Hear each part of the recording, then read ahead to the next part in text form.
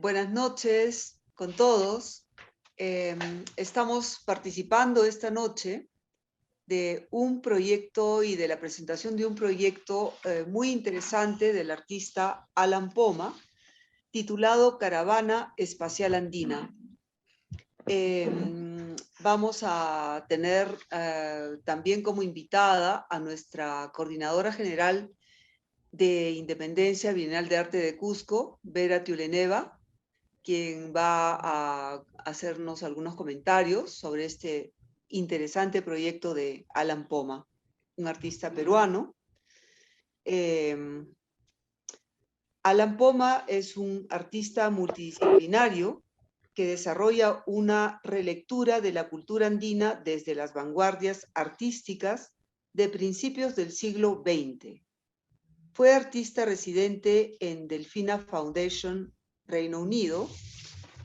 Es autor del Manifiesto Futurista Andino en 2019 y director de la ópera experimental La Victoria sobre el Sol.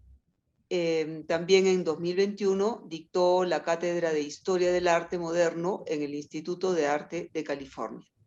Damos la bienvenida a Alan Poma y este interesante proyecto. Buenas noches, Alan.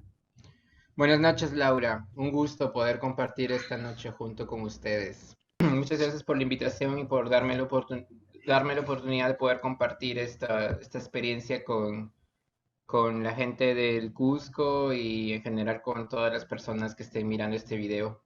Bueno, explicarles que pues esta obra comenzó a partir de entender cómo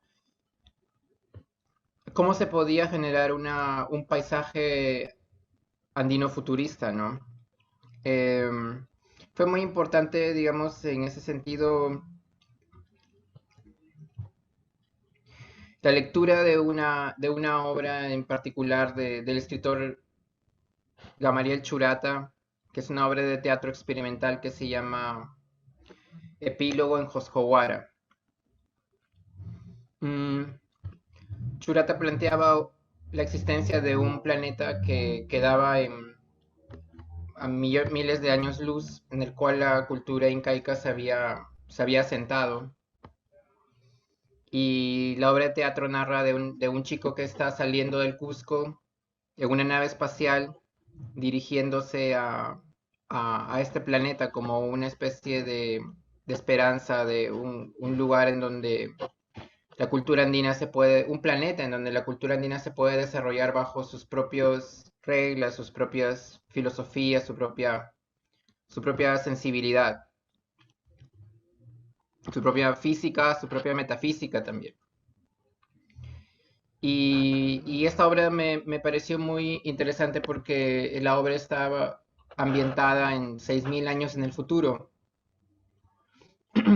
Y mi práctica venía mucho en esta idea del futurismo, digamos, en la idea de la influencia que habían ejercido, digamos, como dijiste en la presentación, la perspectiva del futuro del movimiento cubo-futurista ruso, que a diferencia del movimiento futurista italiano, ambos, digamos, de las primeras décadas del siglo XX, tenían una visión cíclica del tiempo, no relacionada con la máquina, sino con lo que se podría hablar casi también como una especie de revolución psíquica, en la idea de poder expandir, en que la poesía era capaz de poder expandir tu percepción, tu propia conciencia, y que en esa percepción, en esa visión de esa conciencia, se encontraban ciclos en los números que te podían hacer predecir, consciente de esos ciclos, cuál iba a ser el futuro.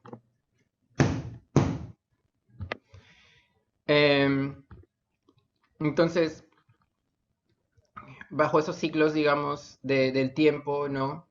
A falta de que haya no hay, digamos, una historia real del arte del Perú antiguo, en el sentido de que no existe una escritura, ¿no? O digamos, datos específicos de quiénes fueron cuáles eran los usos rituales que estaban hechos la mayoría, digamos, la mayoría del arte del arte pictórico, del arte figurativo que se hizo aquí en este territorio durante toda su historia, que fue la etapa previa a la llegada de Occidente.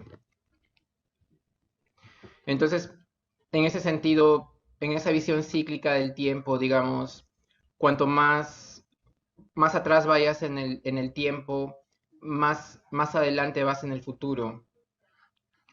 Em, entonces, pensar, digamos, en una obra como la de Churata y sentía que había ese vínculo, digamos, en pensar en un futuro, no en el futuro inmediato, en el futuro de 10, ¿no? Sino en el futuro de 1000 o 2000 años, de cómo nuestra cultura andina, digamos, se, se va a transformar, se puede ir transformando, ¿no? Y cómo, digamos, poder pensar en siquiera en la idea de plantear una estética andina, ¿no? Que dialogue con lo digital, con lo contemporáneo y con algo que era especial en esta obra, que es con lo inmaterial.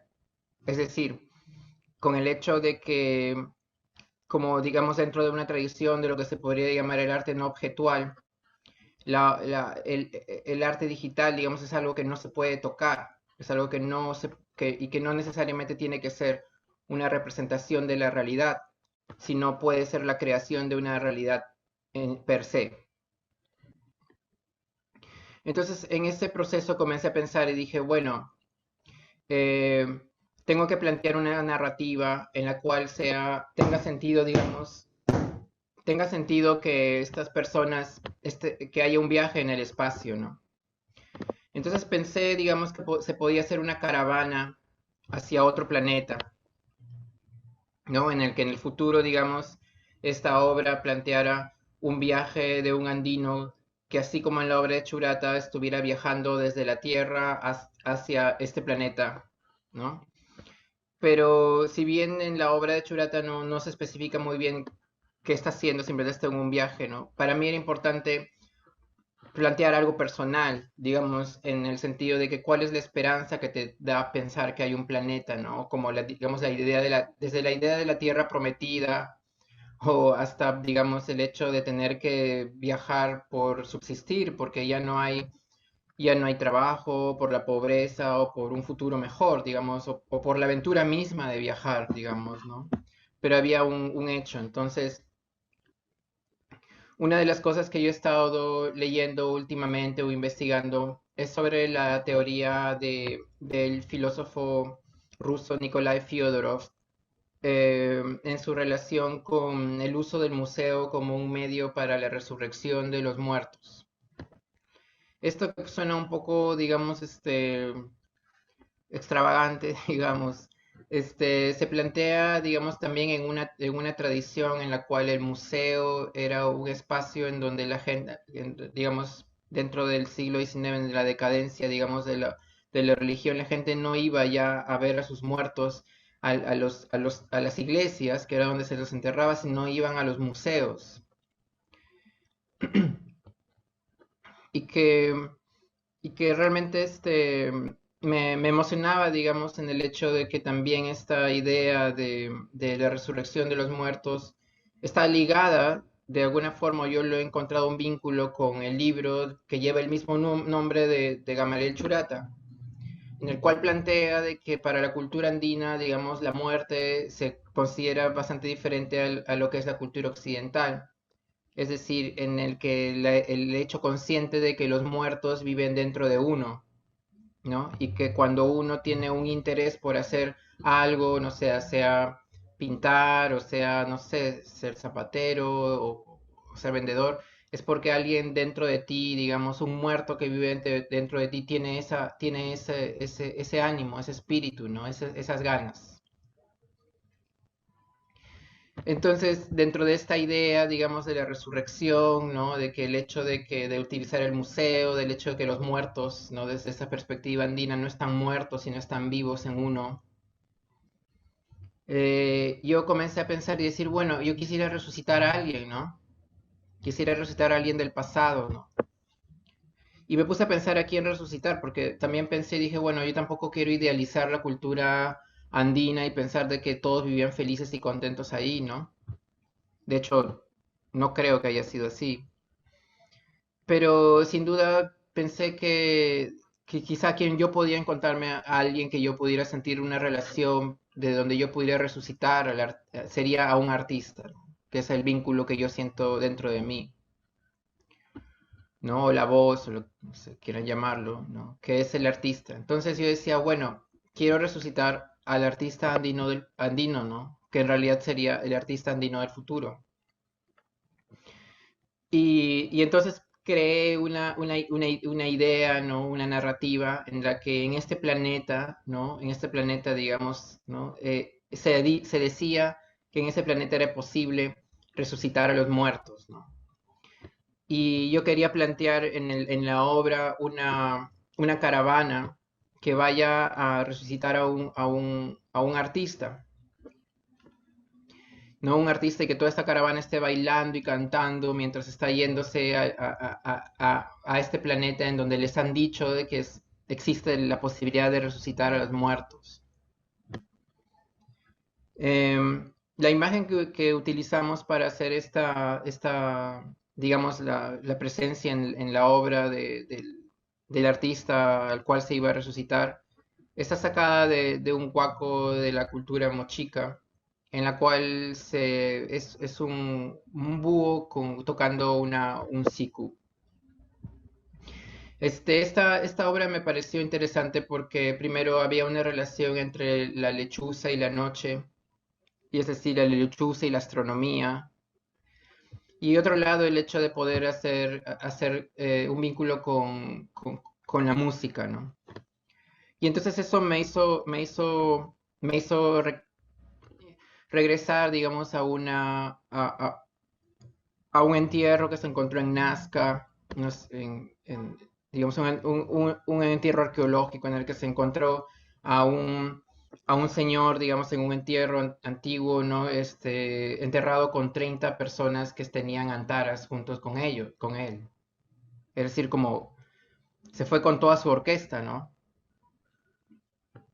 Este señor al cual enterraron, no, como no hay historia, no se sabe si fue músico o si fue, o si era alguien que le gustaba la música o que tenía un rol dentro, pero alguna relación tendría para pensar que se tenía que ir a la otra vida con toda digamos, una orquesta de, de, de sikus, de instrumentos de viento andinos.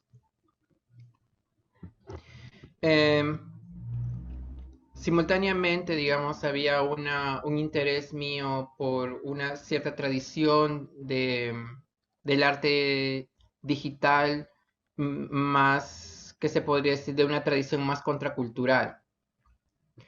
Es decir, de plantear en el espacio digital un tipo de dinámica que no tenga que ver necesariamente con generar un mercado, sino de plantear alternativas, plantear narrativas alternativas, ¿no? Y, y eso me, digamos, me llamaba la atención, digamos, en la posibilidad de generar una idea de pensar los Andes, ¿no? Sin los Andes. Es decir, la cultura andina sin la necesidad de una dependencia geográfica. No porque, digamos, la cultura andina se nombra así por accidente geográfico, ¿no? Pero cuando reposicionas, ¿no? Elementos de la cultura andina en una organización que yo le he dado de una manera personal, intuitiva y musical, este, se pueden, digamos, generar narrativas que puedan plantear una, una subsistencia de la cultura andina en el futuro. Es decir, cuando llegue el colapso del planeta, ¿a dónde vamos a ir? ¿No? ¿O qué va a ser nuestra cultura? ¿Desaparecerá? ¿A dónde se va a ir? ¿O qué cosa, cuál es, qué, cuáles son las perspectivas de eso, ¿no? Frente, digamos, a no solamente al cambio climático, sino al hecho de que, bueno, de que estamos en una situación en donde, sí, bueno, el cambio climático, sí, el desastre ecológico que hay en este momento, ¿no? Y al parecer el sin salida que hay hacia ese estado de que la Tierra se va a volver un lugar muy difícil para vivir, ¿no? Em, eso era importante. Siento que hay varias cosas que se pueden como especificar más, ¿no? Y quizá me estoy salteando algunos elementos, pero sí creo que vale la pena recalcar un hecho y es que en la práctica de hacer la obra, mm, esta obra nace en realidad inicialmente como un pedido de la galería Q Galería de Quito, Ecuador, para hacer algo en su sala de exhibición virtual. Em, esta, esta idea del diálogo con lo digital era algo que me parecía muy importante, no solamente por el hecho de que actualmente vivimos en un mundo que se vuelve cada vez más digitalizable o que digamos es es una la nueva revolución industrial, es esta revolución digital, sino de que, quizá lo dije al principio, de que es una realidad inmaterial y que por tanto tiene muchas posibilidades de poder ser usada para plantear ideas, conceptos o visiones de la historia que sean alternativos, ¿no? Por ejemplo, visiones de la historia del arte que sean alternativos, contados desde la perspectiva de nuestras culturas, ¿no? Porque, digamos, la historia, digamos, oficial del arte moderno es algo que se escribe, digamos, en la década de los 30 en Nueva York, ¿no? Es decir, una idea clásica en donde no se toma en cuenta, digamos, el arte de los países que no formaran parte, digamos, de un circuito europeo occidental, ¿no? Em, Siento que esto, digamos, junto con el futurismo andino, que es, digamos, todo el concepto alrededor del cual gira esto, que, bueno, que está mucho más explicado en el manifiesto futurista andino, que les puedo pasar el link para que lo puedan ver o luego lo podemos chequear, es la situación de poderse uno reapropiar, ¿no? De su futuro. Y creo que en la actualidad es muy complicado, esto lo decía otro día, es difícil pensar de que nuestro futuro nos depende de nosotros mismos, ¿no? Más aún en países que dependemos económicamente de tantos agentes. Y creo que la idea de poder pensar en un futuro, ¿no? De pensar en un futuro de nuestra cultura, ¿no? En cómo nosotros podemos transformar nuestra cultura hacia algo que sea mejor de lo que es ahora, o con un ideal de que sea mejor de lo que es ahora. Es importante, ¿no? Y creo que tanto en la obra de Churata, como espero en La Esperanza, digamos, existe también como en la obra que yo he planteado, existe, que yo he hecho, existe, digamos, esta esperanza de que pueda existir una alternativa, ¿no? Que no solo, digamos, una visiones alternativas de narrativas, sino una alternativa de percepción, de asumirse también como un artista andino.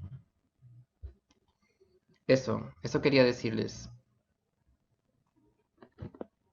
Muchas gracias, Alan. Tú acabas de contarnos unos detalles muy amplios sobre tu trabajo que se presenta en la Bienal y también sobre los antecedentes y sobre las otras facetas de tu trabajo. Es como todo un entorno que estás creando. Y bueno, justo hablando de eso, eh, los medios digitales dan muchas oportunidades para la creación de mundos alternos, universos alternos, donde se puede generar narrativas bastante convencionales, pero también se puede, bueno, crear unos vuelos muy filosóficos y abstractos y con mucho potencial para explorar las posibilidades de percepción.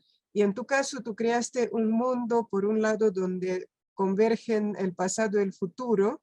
Por eso tu trabajo tiene alusiones al pasado prehispánico de la cultura andina, y también siempre se proyecta a las nuevas tecnologías y a los mundos del futuro y a los viajes espaciales, que es un poco, creo, también tu pasión, ¿no? El espacio exterior versus lo que está pasando en la Tierra y lo que ha pasado en la Tierra en las épocas previas. Y además, bueno, está esta nueva línea narrativa sobre la resurrección de los muertos, que existe un espacio donde no solamente el futuro y el pasado se encuentran, sino los muertos vuelven a la vida, que es prolongación más o menos de la misma idea. Entonces, es un universo que tiene como sus propias reglas filosóficas y de cosmología, ¿no? De estructura del mundo, y donde también el tiempo y el espacio están de alguna manera correlacionados, porque también está presente este motivo del viaje, el viaje a un lugar muy remoto, que por otro lado es el viaje en el tiempo, porque el desplazamiento del espacio es también el desplazamiento dentro del tiempo, es decir, el viaje a este pasado futuro que tú estás construyendo en el lugar, a partir de esta obra de Churata, que tú estás construyendo en ese lugar imaginario en el espacio.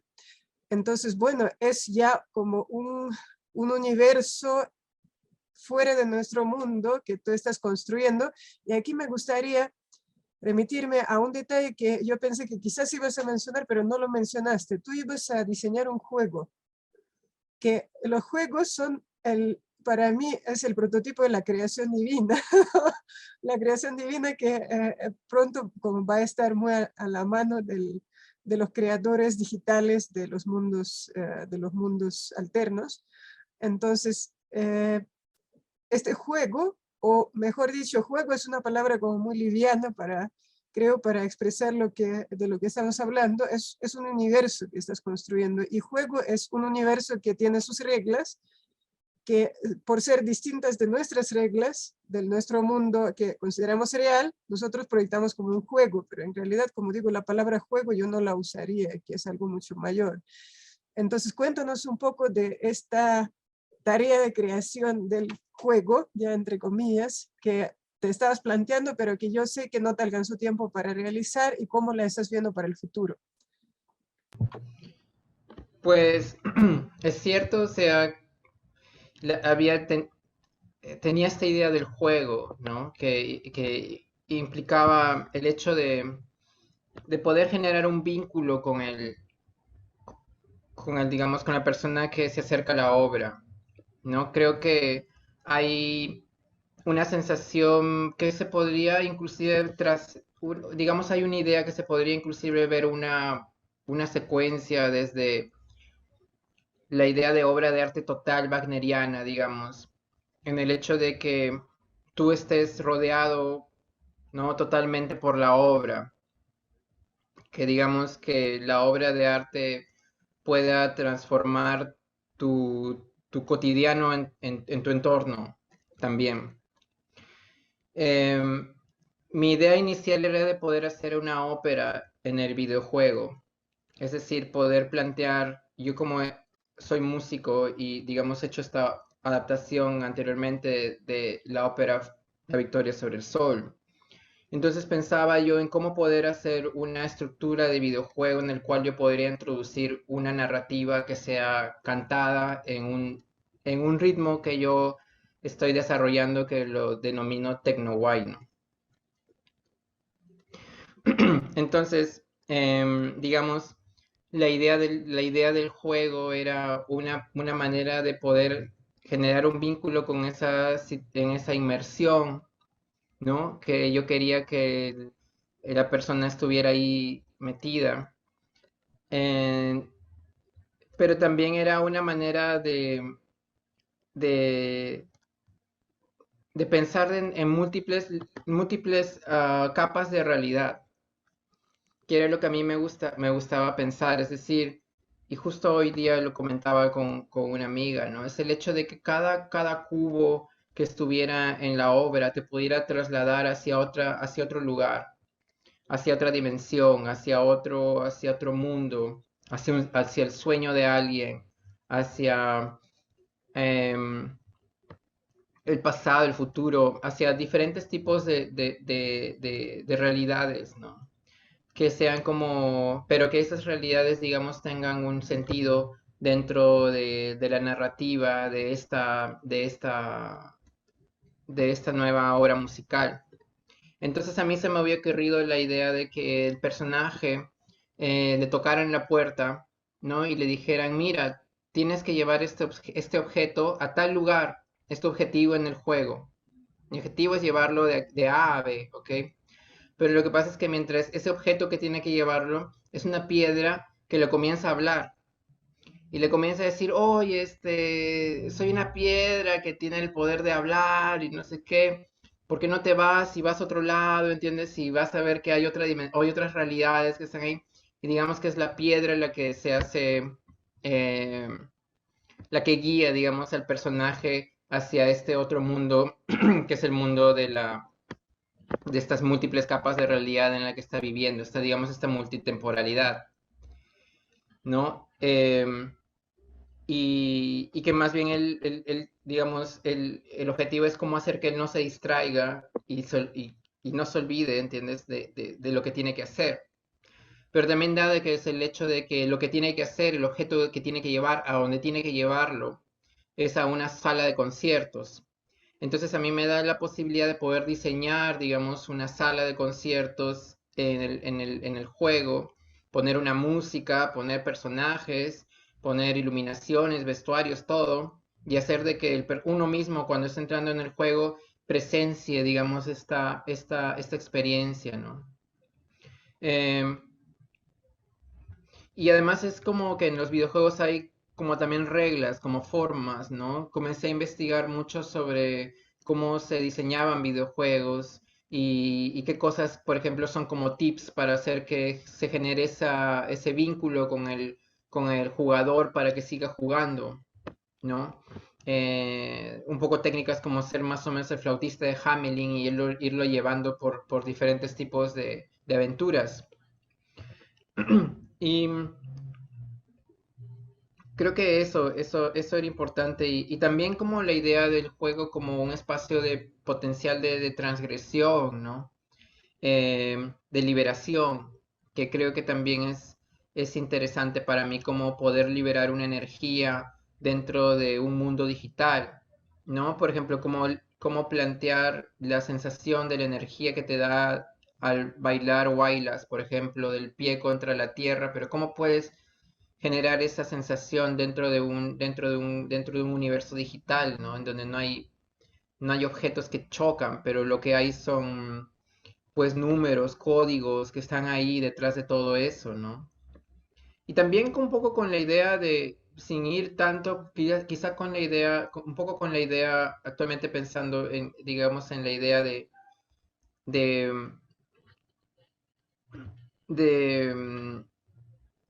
de pensar, digamos, en lo digital, eso como un medio, como un medio como un medio inmaterial, ¿no?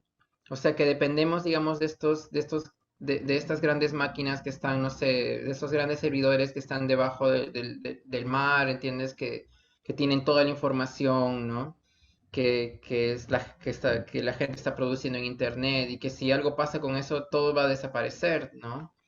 Pero también en el hecho de que lo que vemos ahora, digamos, ¿no? La realidad en la que vivimos ahora es una realidad en la que no hay un contacto material, sino más bien es todo muy inmaterial, ¿no? Yo no puedo eh, tocar la pantalla, ¿no? Yo no puedo, o sea, sí puedo tocar, pero no puedo tocar a las personas, ¿no? Y un poco me resulta complicado, digamos, porque planteando el contexto actual con esta idea, digamos, o este proyecto del metaverso, en el cual se plantea que esto sería como una especie de nueva normalidad, en donde la gente estaría acostumbrada un poco a aniquilar su cuerpo, ¿no?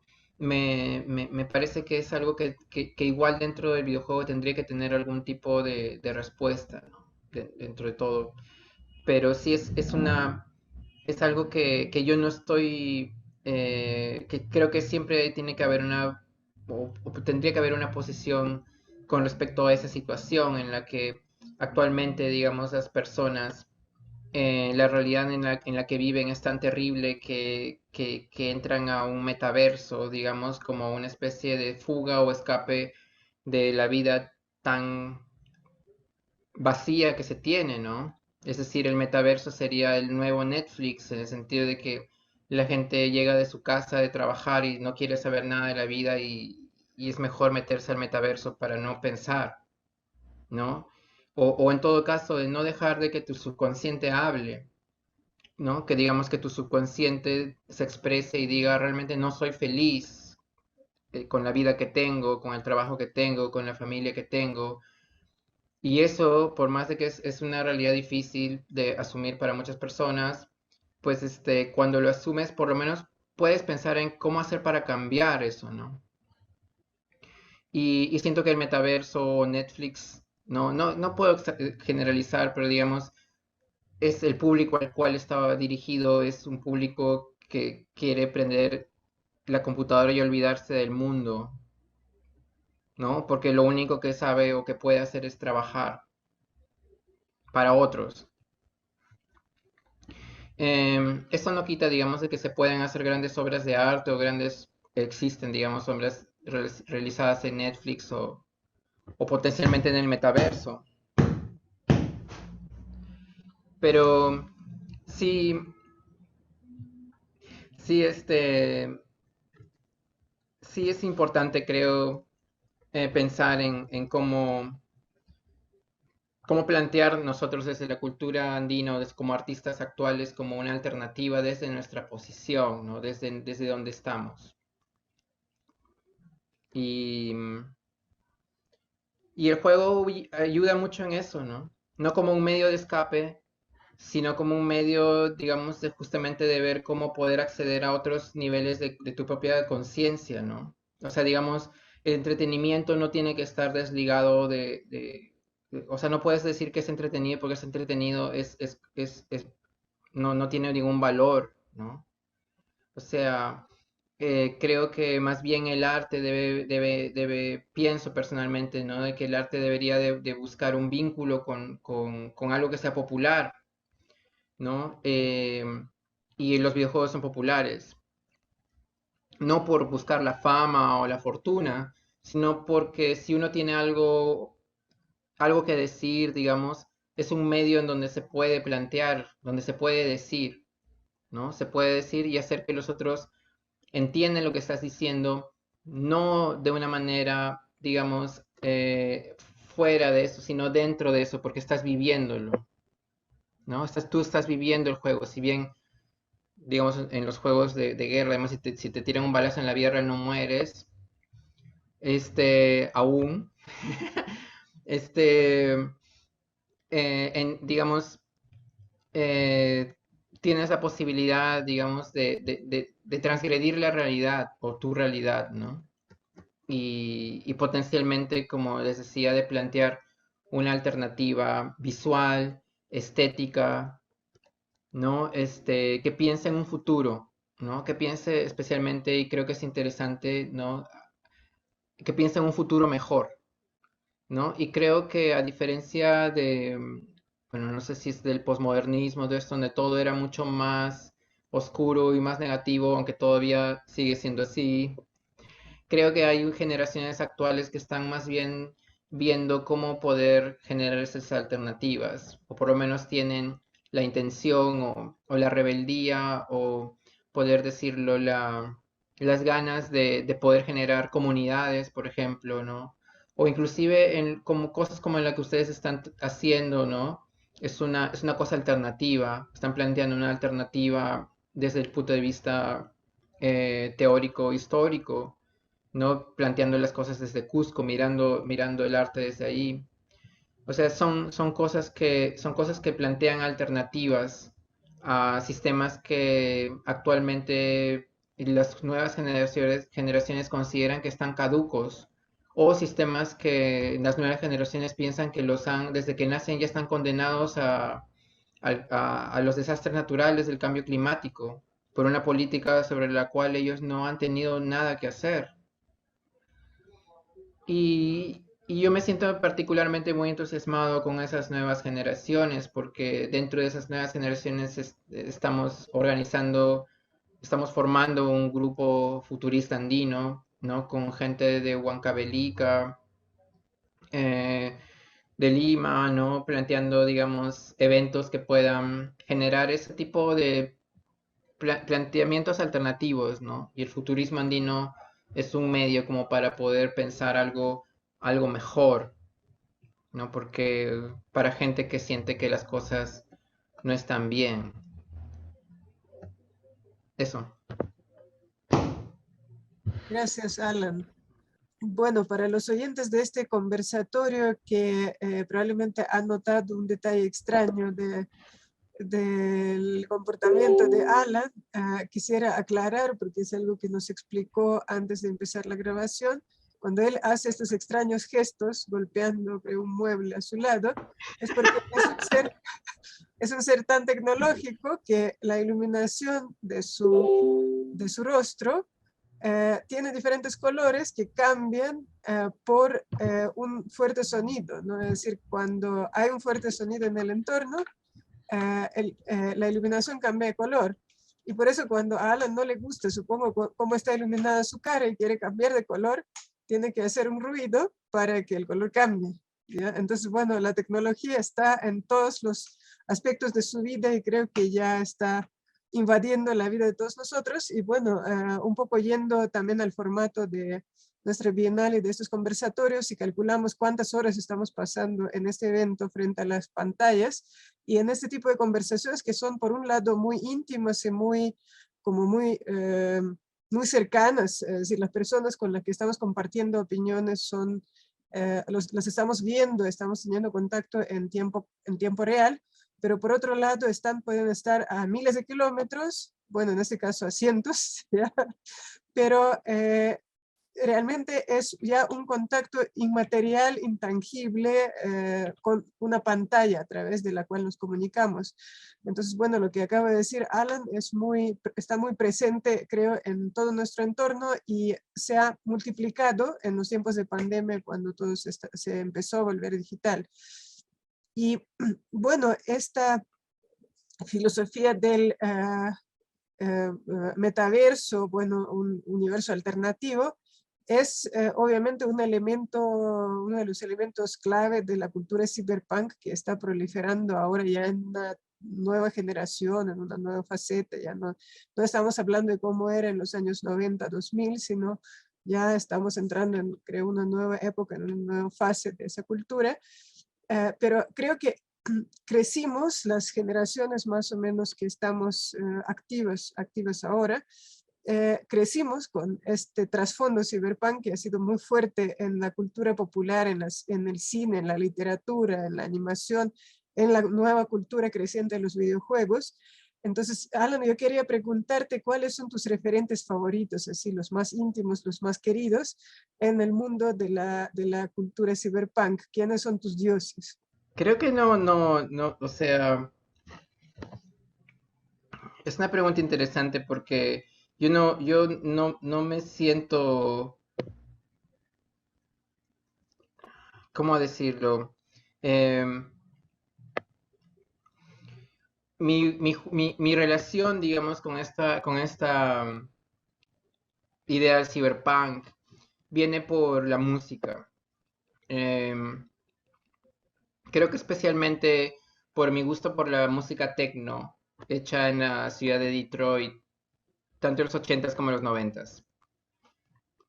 Es decir, de poder utilizar el sonido y el ritmo como un medio para desestabilizar el sistema o para abrir puertas emocionales o psíquicas hacia un mundo tecnológico que te amplíe la percepción, pero mediante el acto del baile y de la música. también ligado, digamos, dentro de esta cultura del techno y la cultura afro, en realidad, en el hecho de poder perder un poco el ego y dejarse como posesionar por un ser y actuar, digamos, libremente o dejarse ir, ¿no? Un poco lo que los dadaístas inicialmente quizá planteaban. Entonces, esa situación, digamos, por ejemplo, de más que dioses, digamos, tengo experiencias, ¿no? Que son cyberpunks, ¿no? Como fiestas, digamos, en fiestas underground de Los Ángeles, ¿no? En donde la gente baila desde, no sé, desde las 11 de la noche hasta las 10 de la mañana, ¿no? Y tiene ahí DJs que están, fue una fiesta especial, ¿no? En donde sentí que el DJ y el público estaban en una interacción muy, muy fuerte. En- y entonces el DJ, el DJ planteaba ritmos que los bailarines era ya un reto para ellos bailar eso, ¿no? Porque ya era un ritmo muy raro, pero en ciertos bailarines tenían la posibilidad de realmente generar un movimiento en el cuerpo que pudiera generar alrededor de ese ritmo que ese señor estaba creando en ese momento, ¿no? Y sentir que cuando vi eso, cuando sentí eso, sentí que algo estaba naciendo ahí, ¿no? Que la cultura o algo estaba naciendo ahí, era algo vivo, ¿no? Que uno regresa de la fiesta aprendiendo algo, ¿no? Sientes que has aprendido algo en esa fiesta, no a un nivel racional, sino a un nivel interior, ¿no? Físico, espiritual, no sé, psíquico. Y creo que esa es mi vínculo, es decir, con las experiencias que pueden generar eso, ¿no? Esa apertura hacia una conciencia ampliada. Eh, Dentro de eso, ahora que lo pienso, digamos, pienso en Stockhausen, que si bien no sé si es tan punk, o quizás sí, ¿no? Pero él planteaba, digamos, una idea en donde, una idea de un humano que pueda ser del man machine, digamos, del hombre humano que puede llegar a superar al cerebro humano, ¿no? Pero a mí lo que me parecía interesante, digamos, de todo esto era de cómo poder salirse justamente de ideas más relacionadas con el capitalismo. Más que todo porque todo actualmente o muchas de las cosas que produce Occidente están hechas para venderse o no pueden ser concebidas fuera, si es que no existen en el mercado, es como que no existen. Y eso por un lado es interesante, ¿no? Porque pues la gente pues trabaja mucho y se desarrolla, pero por otro lado es como que deja a las ideas marginales o las ideas alternativas en una posición muy débil, porque, porque pues vivimos un tiempo diferente, ¿no? En el cual todo está, digamos, vivimos un momento de capitalismo extremo, ¿no? Especialmente en Occidente.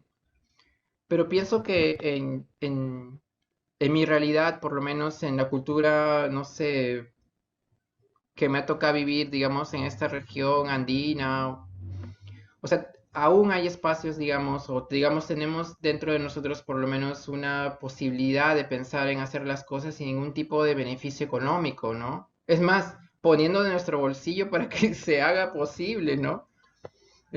Porque no lo estás haciendo, ¿no? Necesariamente por hacerte rico y famoso, sino porque es lo que sientes que tienes que hacer, por una necesidad física, emocional, no sé, psicológica, ¿no? Uno hace por eso las cosas. Y, y creo que eso me parece chévere. Y lo otro es entender, digamos, estos inicios de la cibercultura, ¿no? En relación con un momento en el cual se comenzó a mirar al humano como si fuera como si el cuerpo humano fuera un espacio de procesos, ¿no? Asociados a los mismos procesos que tiene una máquina o una computadora para poder funcionar. Entonces, ampliar la mente, ampliar, digamos, las posibilidades hacia algo que no sea del mercado, sino algo que sea más que todo de amplitud de nuestra conexión con la naturaleza o con los astros o con todas esas puertas, digamos, que la cultura occidental ha tratado de cerrar desde que llegó a esta región, ¿no? Por una cuestión de sistema, ¿no? Pero que actualmente, digamos, vemos que ese sistema que han planteado, o sea, no, pues no era el mejor, ¿no? O en todo caso, no estamos sufriendo ahorita las consecuencias climáticas de ese sistema, ¿no? Y, y bueno, hay tantas cosas, ¿no? Por ejemplo, no sé, a mí me gustaba mucho esto como del techno de Detroit y creo que a partir de eso encontré un vínculo con el afrofuturismo, ¿no? Que es un concepto bastante trabajado sobre cómo las culturas afros plantean a partir de la diáspora un nuevo África, ¿no? Un África del futuro. Entonces, e- esa, ese vínculo, digamos, entre lo tribal, ¿no? Y más que todo como la ampliación de la conciencia a partir del sonido, ¿no? Y luego cuando yo estaba haciendo el trabajo que estoy mostrando aquí en la Bienal Independencia, cuando yo hacía los diseños, era muy bonito porque yo pensaba, me sentía como si fuera un tapizador del futuro, ¿no? En donde yo tenía que tapizar mi trabajo era como tapizar la caravana de este señor que van a ir estos tipos a este planeta, ¿no? Entonces yo decía como qué bonito, ¿no? Pensar esta sensación, digamos, de que el arte sirva para algo, ¿no? O sea, que tenga que no sean solamente, o sea, que no solamente sea un medio, digamos, ¿no? Para algo, pero sino que sirva algo para que sea parte, digamos, de un proceso de conocimiento, de generar un conocimiento comunitario. Este, pero también como eso, ¿no? Como el problema actual que a veces, o que pienso a veces, es el hecho del arte, porque, o sea, ¿para qué sirve, no? O para qué uno está haciendo esto, ¿no? Con qué intención lo estás haciendo? Pa- para, ¿Para qué, no? Si estás haciéndolo para vender, ¿no? Y creo que es chévere pensar, por lo menos para mí, dentro de esta idea, volviendo a tu pregunta, ¿no? Es que el cyberpunk, ¿no? Puede plantearse un hecho de brindarle a comunidades que tienen bajas tecnologías o que utilizan bajas tecnologías porque viven en lugares que no tienen mucho acceso económico, plantearles a ellos futuros de altas tecnologías, ¿no? De tecnologías del futuro, de su propia cultura, en donde puedan soñar, imaginar que alguien que vive o que nace en el Cusco puede viajar al espacio en el futuro, ¿no? Y puede, es más, construir naves espaciales o puede imaginarse hacer estos viajes, ¿no? Y es como si las culturas oficiales te dicen, no, no, los pobres no podemos hacer eso, ¿no? Los países que están en los márgenes no pueden hacer eso, no, no, o sea, quienes se van a salvar de si todo el planeta colapsa van a ser los ricos, ¿no? Que pueden hacer los viajes, ¿no? Espaciales, pero uno que vive, no sé, en Cusco, ¿cómo vas a hacer cuando, ¿entiendes? ¿A dónde te vas a ir? Y creo que es bueno, digamos, en ese sentido desde el punto de vista, digamos, futurista y también, digamos, de la ciencia ficción, ¿no? Poder, imaginarnos para poder hacer de que alguien de esa imaginación pueda hacerlo real, ¿no? De que alguien se imagine y diga, ah, sí, ¿cómo serían los incas en el mundo andino, en este planeta? Y realmente que su objetivo sea hacer una nave como para irse a ese planeta, por más chiflado que pueda sonar ahora. Pero así comenzó la carrera espacial soviética, por ejemplo, ¿no? Es decir, de un sueño en el cual, ¿cómo vamos a hacer? De un sueño, digamos, de justamente de Fyodorov, de este filósofo, en el cual decía, ¿cómo vamos a hacer cuando como cuando todos vayan a resucitar? No va a haber espacio en la Tierra. Entonces tenemos que ir y esparcirnos alrededor del universo.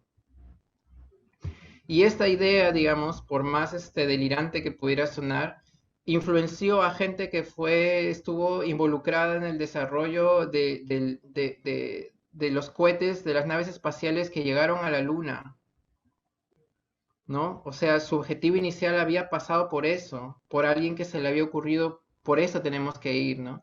Y luego hubo gente que eran científicos, que era gente que comenzó a soñar con eso y lo hizo realidad, ¿no? Y creo que esa capacidad de soñar, ¿no? Es algo que tenemos que tener, ¿no? Y que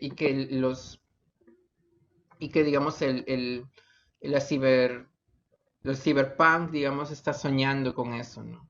Yo no me voy tanto como en imágenes, pienso en obras de cyberpunk que son más como, no sé, como Robocop o, ¿no? Sociedades así más, eh, pues que están en colapso, ¿no? Posapocalípticos o cosas así, ¿no?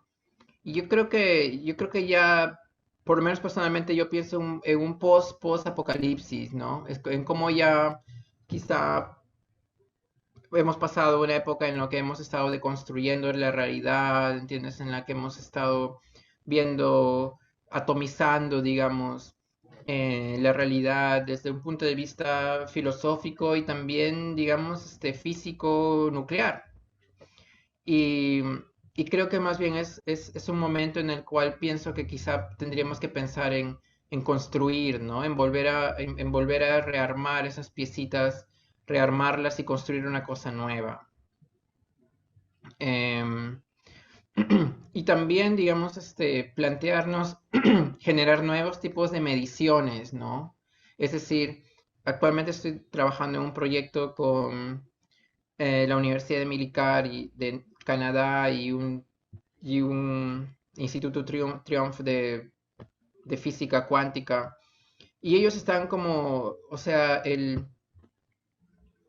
lo que están buscando, digamos, su sueño es poder encontrar una forma de medir lo inmedible, es decir, cómo medir la materia oscura, ¿no? La materia oscura no es oscura porque no se vea, sino porque no tiene ninguna herramienta para poder medirla, ¿no? ¿Cuál es la medida? ¿Cómo tú puedes medir algo si no tienes ningún referente, ¿no? Eso también nos hace pensar en cómo nosotros no podemos ver algo, ¿no? Porque no tenemos ningún referente, ¿no? Como ese tipo de cosas. Y, y bueno, creo que eso, ¿no? Que hay cosas, ¿no? Que no se pueden medir, como por ejemplo la energía que puede tener una huaca, ¿no? O cómo puedes medir, digamos, la energía que puede tener una laguna especial en una noche de luna llena, ¿no? O medir, por ejemplo, una experiencia tan bella que está narrada en los manuscritos de Huarochirí, ¿no? En donde hablan de cómo la Yacana, digamos, la constelación de la llama, baja y toma agua en la laguna, ¿no? Y la gente que está ahí en la laguna siente, no ve, pero siente que la llama está tomando ahí agua y se va, ¿no? ¿Cómo puedes medir esa experiencia, ¿no? Y también la puedes medir para qué, ¿no? La mides para controlarla, para usarla, ¿no? ¿no? Entonces, ¿para qué la vas a usar, ¿no? Si tú puedes medir eso, ¿para qué vas a usar, ¿no? Pero bueno, quizá me he alejado un poco de los cyberpunk, ¿no? Porque yo sé que hay una tradición muy interesante en el cyberpunk, pero como te digo, viene un poco por este lado de la música, del techno, y también viene por el lado de de generar eso, ¿no? Como una visión más amplia del- de la perspectiva de la cultura andina. No sé, ¿te respondí? Bueno, muchas gracias, Alan, por lo que nos acabas de contar. Cuando yo me refería a cyberpunk, yo me refería un poco al otro lado de la cultura cyberpunk, es decir, a la idea no tanto de las sociedades postapocalípticas o apocalípticas, sino la, la alternativa de crear nuevos universos imaginarios, imaginarios en diferentes formatos o básicamente bueno, ubicados en un espacio virtual, en un mundo decadente donde la realidad está desintegrándose, está perdiendo su solidez. Eso es, ¿no?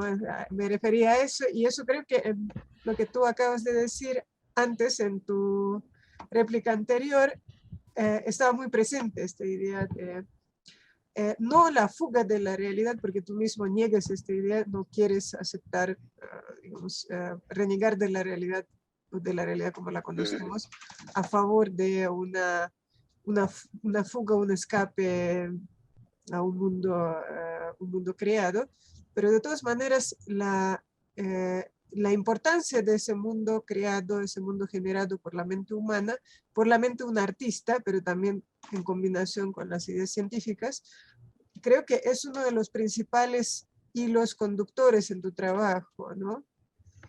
Sí, sí, Al menos sí. ahora, ¿no? Ajá.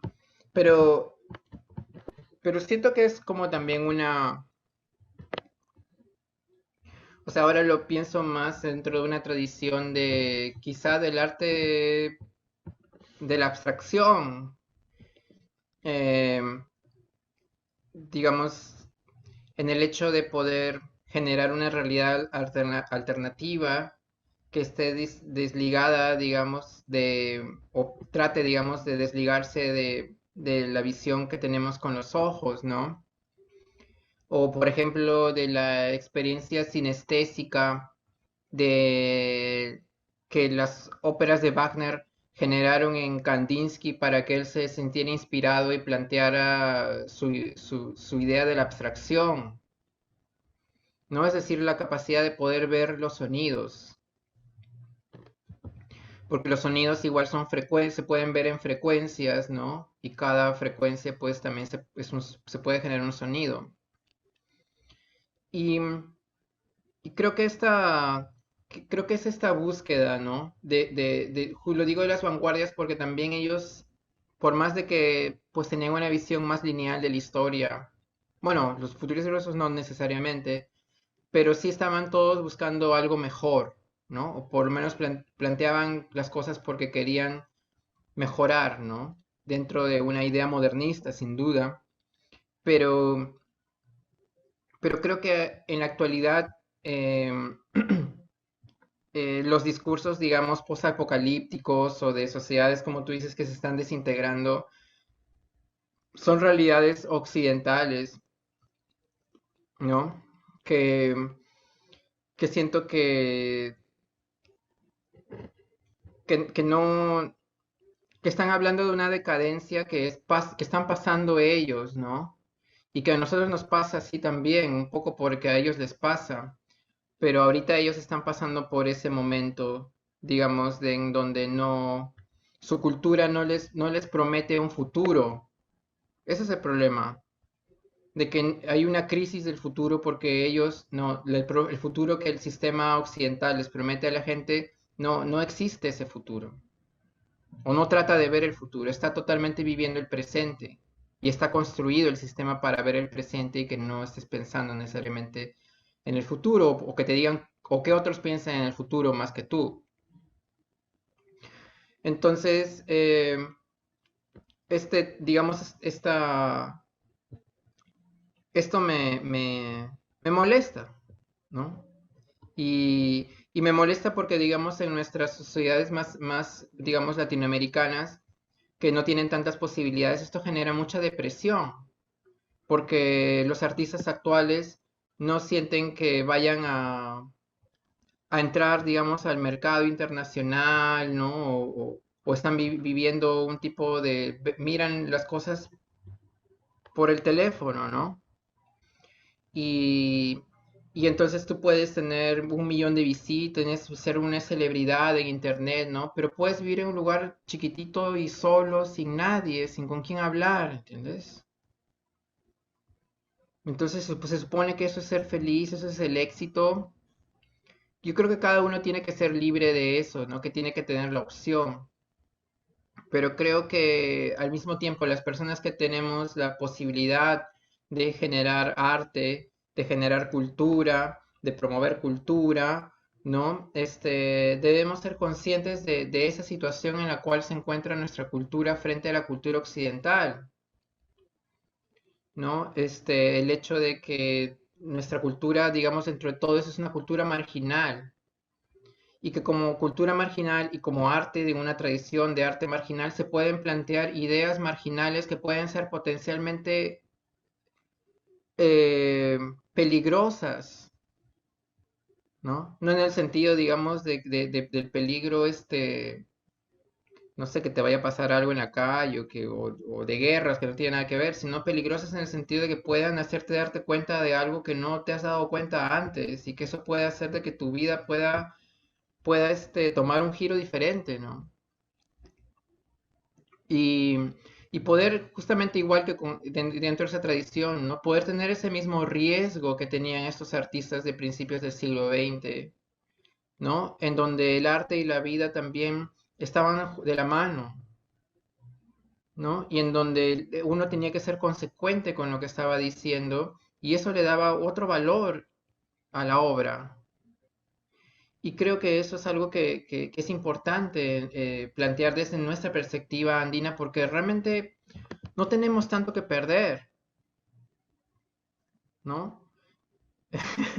Es decir, sí, podemos perder muchas cosas, pero digamos, no tenemos la presión que tiene la gente en el mercado norteamericano del arte, por ejemplo, ¿no?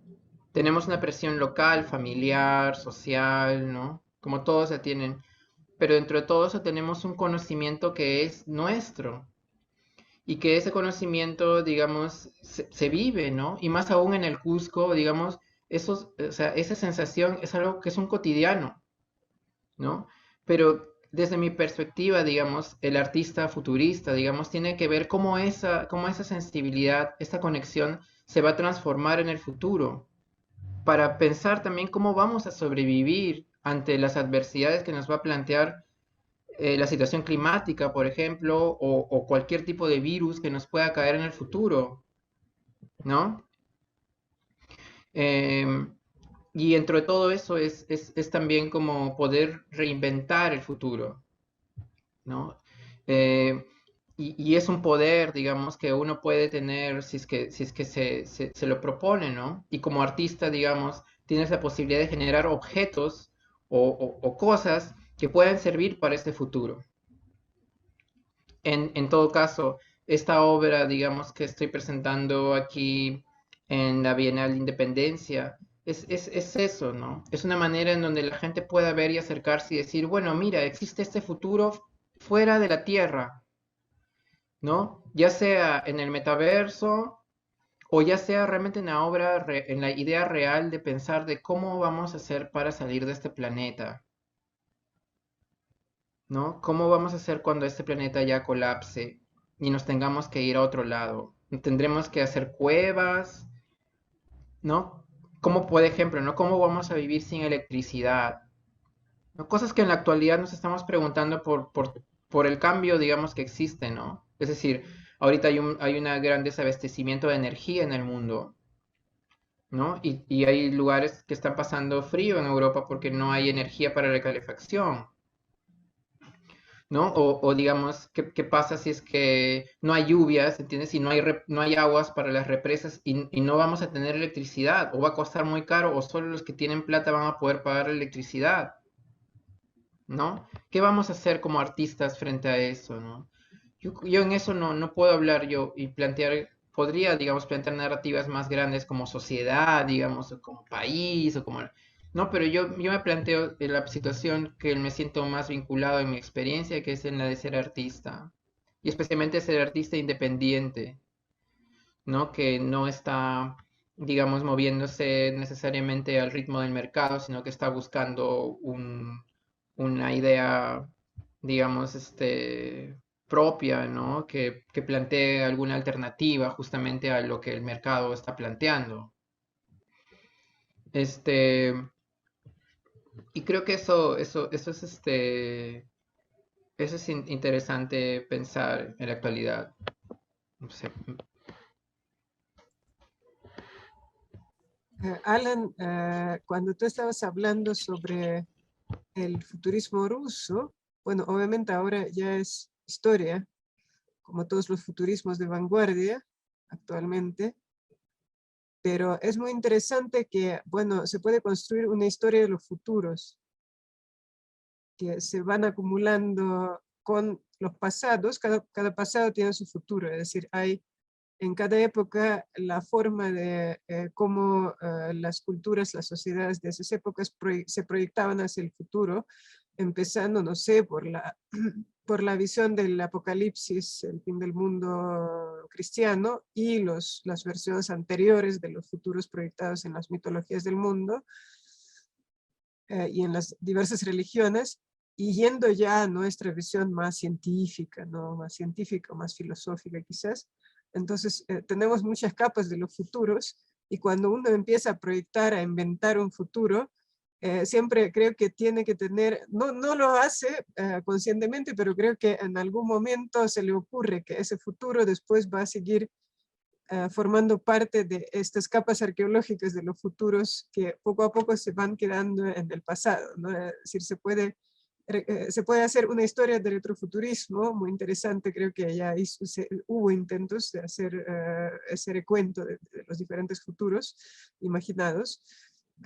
Entonces, tú estás creando también un futuro que, gracias a la forma de almacenar la información ahora, esperemos que permanezca y perdure, y también esperemos que ese futuro siga creciendo, es decir, que tú sigas construyendo tu metaverso o juego, llámalo como quieras, ¿no? Que va a tomar una forma más concreta, que va a cobrar más rasgos específicos, que va a poblarse de personajes, que estamos en un comienzo de un futuro imaginario que después va a seguir existiendo como un mundo propio de su época y de su territorio, porque bueno, tu futuro, el futuro que tú te imaginas, está muy arraigado en nuestro contexto, en esta cultura, en ese país, en su historia. Entonces, bueno, yo creo que tu futuro tiene un buen futuro inmediato, es decir, su construcción se ve a corto plazo, a corto y mediano plazo, se ve muy interesante. Bueno, en la actualidad muchas gracias. En la actualidad estoy trabajando en la segunda parte de... ¿Podría compartir mi página? Mi pantalla. ¿Me pueden dar la opción? Bueno, quisiera primero compartir lo que publiqué en el año 2019 en Soma, gracias a Soma Publicaciones, que es una casa editorial independiente de aquí de Lima. Es el Manifiesto Futurista Andino. En esta obra pude poner en orden más o menos 10 años de estudios de lo que fueron, digamos, las vanguardias rusas de principios de siglo, y el vínculo que encontré estético y temporal con la tradición andina. Em, lo muestro solamente para que puedan chequear, digamos, y luego poder leerlo. Pero es importante, como ven acá, la idea del futuro, de darle una herramienta metodológica que usaron los futuristas rusos y que yo le estoy replanteando dentro del contexto andino del siglo XXI para poder para poder inventar un futuro a partir de nuestro pasado. Esta metodología, digamos, me planteaba el hecho de imaginarme cosas como la tecnología andina del futuro, ¿no? Y, digamos, llegar al punto máximo, al punto final, digamos, del manifiesto, que es el tercer momento, que es el momento de la resurrección de los muertos. Actualmente, digamos, vengo trabajando la segunda parte de este manifiesto que lo vamos a publicar en marzo, también con Soma. Y, y entonces ahí hay algunas ideas que a mí me parecen interesantes con respecto al futuro o con respecto al tiempo, que quizá no voy a hablar ahora, digamos, pero que son interesantes de pensarlas, es decir, de cómo el futuro, digamos, sucede en el presente. O sea, el futuro, digamos, está en el choque entre el pasado, el presente y el futuro. Está en el presente. Y entonces hay dos visiones de futuro que a mí me llaman la atención. Digamos, un futuro en el cual uno pueda acceder a múltiples tiempos, ¿no? En donde puedas vivir en diferentes tiempos simultáneos. Y digamos, y el futuro en donde como el presente, el futuro y el pasado están colisionando, entonces el tiempo se anula. Entonces ya vivimos en espacios en donde ya no hay tiempo. Es decir, pensando desde una visión quizá gnóstica, ¿no? De inicios de los primeros cristianos, en el cual, eh, el, digamos, el tiempo es solo una forma de medir la degradación de la materia, ¿no? Digamos, son cosas que voy a desarrollar un poco, ¿no? Pero también eh, tiene que ver con algo, lo digo ahora porque me emociona hablar un poco de eso, y es el hecho de que yo tuve una, te lo cuento a ti, Vera, también, que no. O sea, hay un estudioso que es el profesor Robert Bowles, que es un estudioso de las vanguardias rusas. Hizo una compilación sobre los manifiestos de vanguardias rusas, un tipo muy entendido, quizá una eminencia en el mundo del arte, de la historia del arte en ese periodo. Entonces yo le mandé el manifiesto y le dije, profesor Bowles, usted ha sido muy influenciante su obra me ha influenciado mucho para los manifiestos. Y bueno, él me respondió muy amablemente, pero me dio a entender algo muy interesante, ¿no? Me hizo una pregunta que muy interesante, ¿no? Me dijo, ¿y a ti qué te hace pensar? O eso entendí entre líneas en lo que me dijo. Me dijo, ¿a ti qué te hace pensar de que en el mundo incaico, ¿no? Habían artistas, ¿no? O sea, ¿cómo puedes decir de que ellos eran artistas?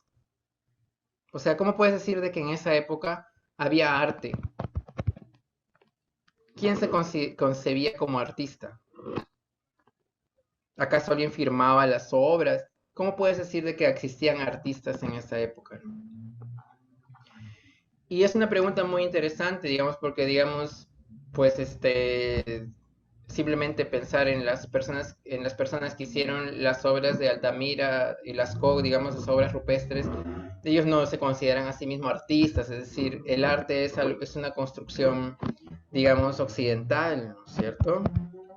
Pero también era interesante ver la posición, desde esa posición occidental, como la gente creativa que había hecho las obras pictóricas o esa, digamos, esa sensibilidad estética que se había desarrollado en el mundo andino, no podía ser considerado como arte porque estaban leyéndolo como algo que no está fuera, que no se puede medir justamente, ¿no? Entonces, yo he pensado bueno, me pasé 2 años, un año, investigando para poder responderle a este profesor y decirle realmente no, que sí existían, artistas, digamos, entre comillas, incaicos, ¿no?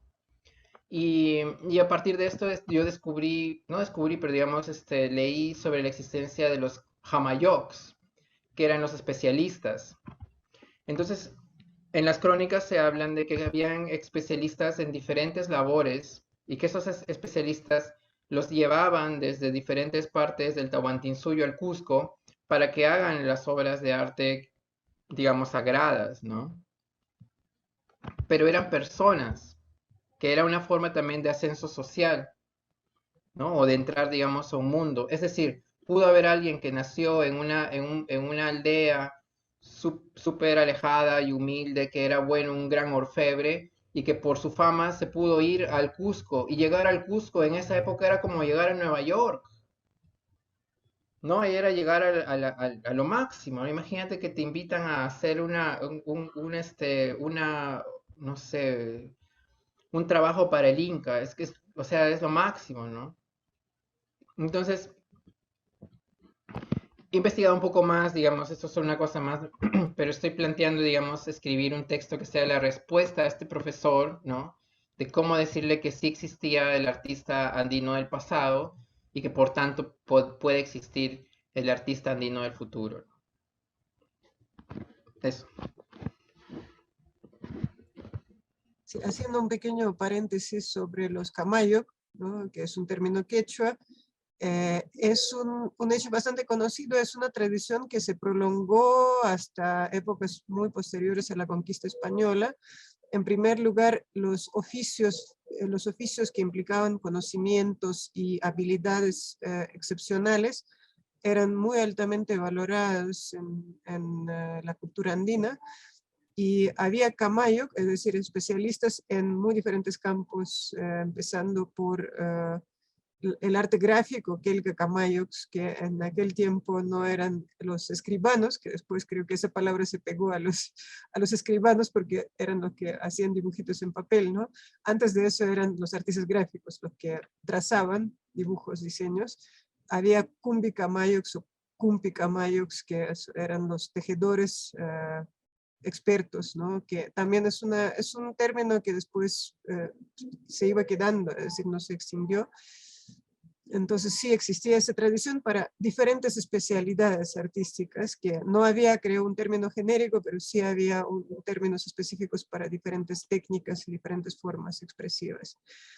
Entonces, bueno, es un tema muy interesante que obviamente es importante investigarlo a fondo para alguien que quisiera, bueno, este profesor quizás bueno, se expresó de una manera demasiado genérica sin saber mucho del tema, pero hay que aclararle el panorama. Sí, Uh, sí, pero también como es un poco, digamos, en círculos académicos, esa es la visión del arte andino, ¿entiendes? Y también creo que es bueno plantear y decirles, no, o sea, nosotros tenemos una tradición que existía como lo que tú dices, los especialistas, ¿no? Que se puede trazar una continuidad hasta ahora, digamos, en los picapedreros, por ejemplo, ¿no? sí. O gente que trabaja la piedra, ¿no? Este, ese tipo de cosas. No sé. Los quipu camayo, que eran los que tejían quipus y sabían interpretarlos, es decir, eran expertos en quipus. Entonces, Claro, ese término se extendía no solamente a las ramas artísticas, sino a diversos tipos de conocimiento y conocimientos y habilidades, ¿no? Entonces es un campo muy interesante por explorar el significado de esa palabra y cómo se estructuraba la sociedad andina por especialidades de diferentes tipos de conocimiento. claro, sí, es genial eso. Y también digamos que este conocimiento, como decía un poco, era un conocimiento que se generara también como en comunidad, ¿no?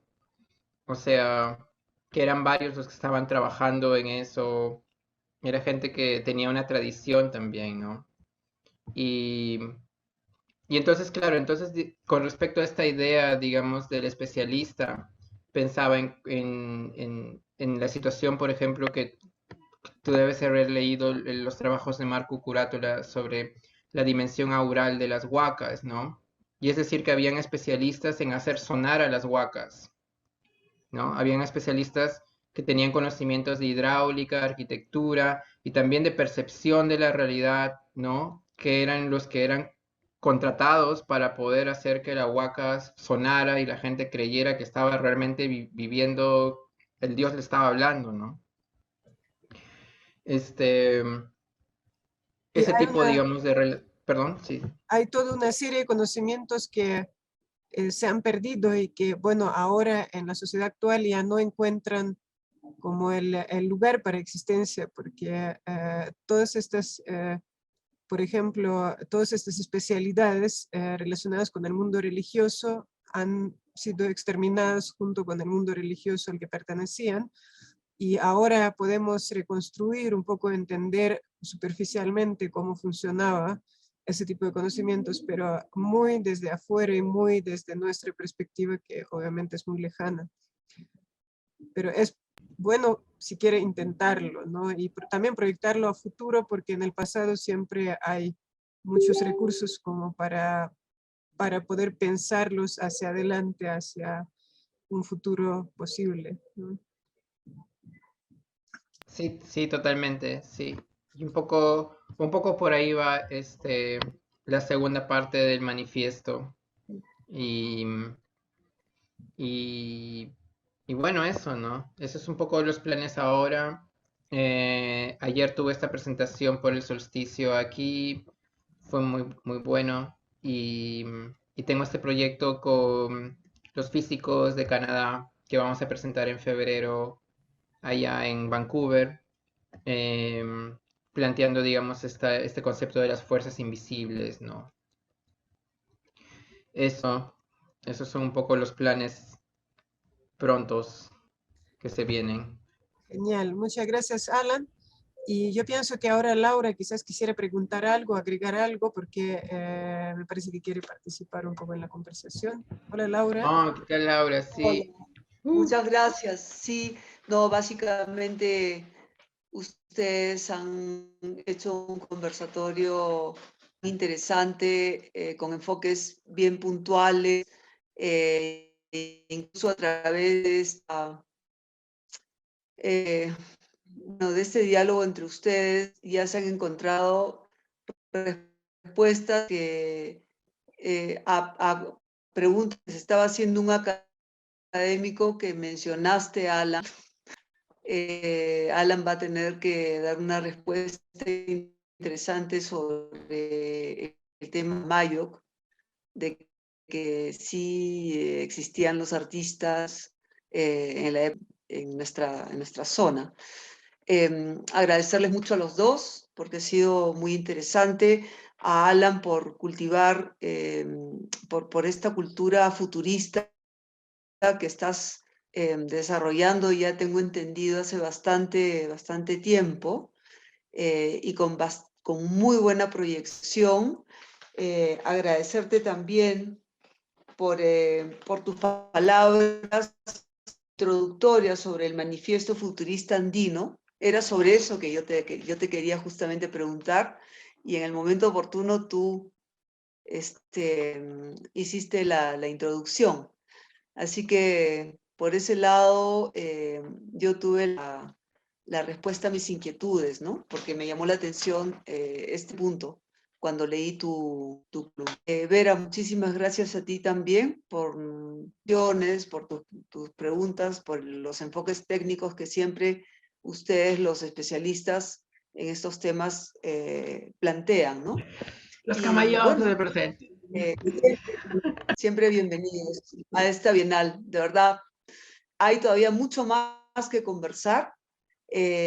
Alan, eres siempre bienvenido, sea para la Bienal o para cualquier otra reunión que pueda existir aquí en el Cusco. Sabes que eres siempre bienvenido. Ya has estado por acá y yo creo que tienes más planes para seguir en esta zona. Así que Muchas gracias, Laura. De verdad, muchas gracias, Vera. Me siento bien de poder de formar parte formar parte de la Bienal Independencia. Para mí es como algo importante dar a la sociedad cusqueña, a la cultura cusqueña, algo que realmente les pertenece a ellos, ¿no? Que nos pertenece a todos, pero especialmente pues en esa zona en donde pues está tan cargada de tanto significado cultural, ¿no? Y al mismo tiempo como que todos los amigos de Cusco, que los tengo muy presentes, que son muy queridos y que con los cuales han sido muy generosos conmigo siempre y me han dado muchas ayudas en muchos niveles para poder seguir desarrollando mi trabajo, ¿no?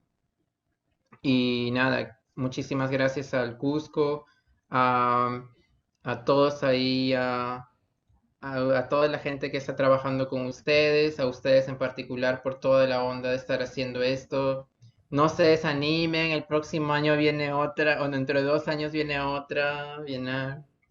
Y y nada, gracias por esto, por estar haciendo esto posible y por poner de su parte de una manera tan desinteresada y por el beneficio, digamos, por las ganas de generar cultura, ¿no? Muchas gracias. Gracias, Alan, por tus palabras y yo creo que tomamos nota, te vamos a esperar en Cusco porque sabemos que tienes con Cusco un vínculo muy especial. Sí, por favor. Así es. Quisiera presentar algo ahí pronto. Listo. Sería genial. Ya habrá oportunidad seguramente. Habrá oportunidad. Muchas gracias, Alan. Bienvenido. Muchas gracias, un gran abrazo a todos. Chao. Chao. Gracias a todos los que están Vamos a viendo ir deseando esto. una feliz fiesta. Feliz Navidad. Sí. Y felices fiestas para todos. Ujú. En este conversatorio, como tenemos todavía algunos más, vamos a ir puntualmente deseando cada conversatorio felices fiestas y siempre felices fiestas.